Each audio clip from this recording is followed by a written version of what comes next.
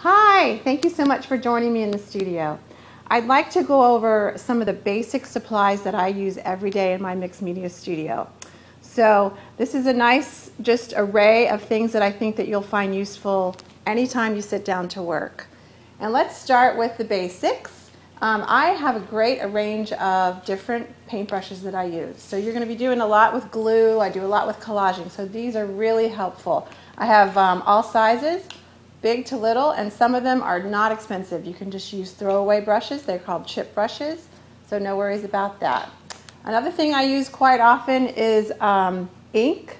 This is your basic ink and dip pens. And a dip pen, they come in all different sizes. This is sort of an old-fashioned way to work, but I find it gives a really nice line. So I definitely would have some of those on hand. Something else I think is important is the basic humble pencil. Believe it or not, these are a big part of my work, and I like what is called a 3B. And what that is a soft lead. So when we get to the point where you smudge, I can show you why I think these are so great. Another thing I use is different strings. This is wax thread. I love red thread. Of course, this is, old string. These kind of things are great to have around too, just for little extra touches that you put on your work. Something else I find really useful is just house paint. I like flat house paint. Flat paint doesn't have any binder in it, so it's not glossy, it's not sticky. And this you can get at the hardware store for a really good price. So I have lots of different colors of flat house paint that I use. My favorite glues are, the thing I use the most, it's called Liquitex Gloss Medium. And I'll show you how to use it, but this is it's sort of a wet way of putting on glue. And I think this is probably the thing I use the very most, especially in my workshops.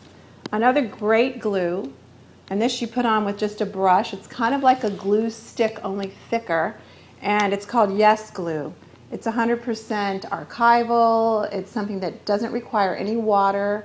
It's a great thing to have in your studio. This is Eileen's Tacky Glue. And sometimes I'll use, it's kind of like a white glue, thick white glue. I think that's a nice thing to have in the studio as well. Another glue that I use when I use found objects, and people ask me all the time, how do you get those found objects to stay in your assemblage boxes? The thing I use is 100% clear silicone. It's called household glue. You get it at the hardware store.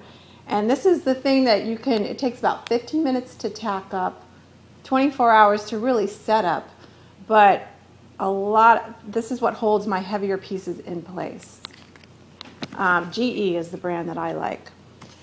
As far as paints go, there's a couple different things. I like acrylics, are easy to use, and I like this really nice brand. It's called Basics by Liquitex. It's not expensive. I really love this red, cadmium red medium, I think it is. And I use raw umber as well a lot for aging, which I'll show you how I use that.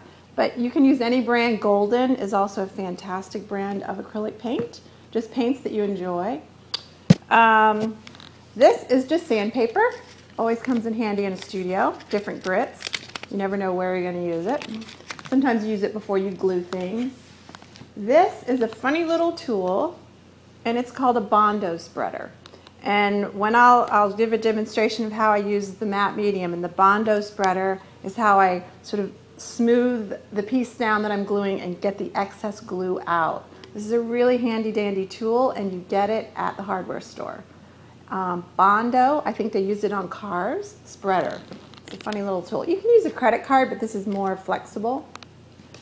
Let's see, what else do I love in my studio? Pen and ink we did. Oh, this is needles and thread. Something really lovely about sewing, a hand-sewn thing or something on the machine.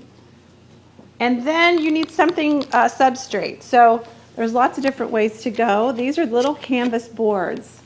And this is a 5x7 canvas board. And I use these all the time because they're sturdy. They'll take paint, they'll take water, they'll take collage. You can put holes in them to hang them with the wire. There's lots of different ways you can go with these. So this is a great tool. Also, you have to have lots of pieces and papers and pieces and parts that you've collected. Old ledger pages, fantastic. I use a lot of old photographs and I copy them on heavy paper. So they're a little more sturdy when you're using a wet glue to collage with. Another thing everybody needs, good scissors. Gotta have good scissors. You'll have bad scissors and good scissors, but always have one really decent pair of scissors. I also have, this is my special secret weapon. This is a tracing tool.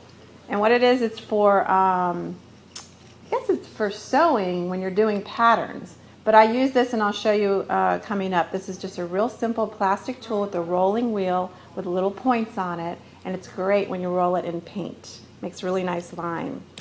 The other thing I think is super helpful is an awl, A-W-L. This is a great thing to make holes. If I wanted to make holes in this little piece I made on this board, I would just punch it through with the awl. So I use this quite a bit. Okay, I think that's just a basic outlay of things that you might find helpful every day in your art studio. Thanks.